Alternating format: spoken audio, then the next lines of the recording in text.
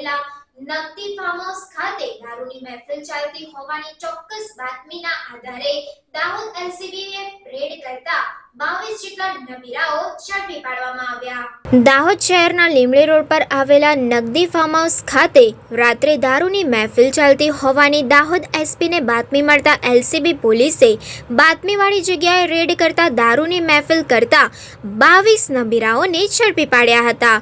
દાહોદ જિલ્લા પોલીસ વડા ડોક્ટર રાજદીપસિંહ ઝાલાને દારૂની મહેફિલ ચાલતી હોવાની ચોક્કસ બાતમી મળતા એસપીએ તાત્કાલિક લોકલ ક્રાઇમ બ્રાન્ચને સ્થળ ઉપર પહોંચી રેડ કરવાની સૂચના આપી હતી। દાહોદ એલસીબીની ટીમ બાતમીવાળી નકદી ફાર્મ હાઉસ પર પહોંચીને દરોડો પાડ્યો હતો અને ફાર્મ હાઉસ ઉપર દારૂની પાર્ટી જોઈ પોલીસ પણ ચોંકી ગઈ હતી। ફાર્મ હાઉસ ઉપર રીતસર દારૂ બારની જેમ ટેબલો ગોઠવવામાં આવ્યા હતા। દારૂનું સેવન કરવા માટેની તમામ વ્યવસ્થાઓ પોલીસને જોવા મળી હતી। દાહોદ એલસીબીએ ફાર્મ હાઉસ ઉપર દારૂની મહેફિલ માણતા 22 જેટલા ઈસમોને ઝડપી પાડી કાયદેસરની કાર્યવાહી હાથ ધરી છે।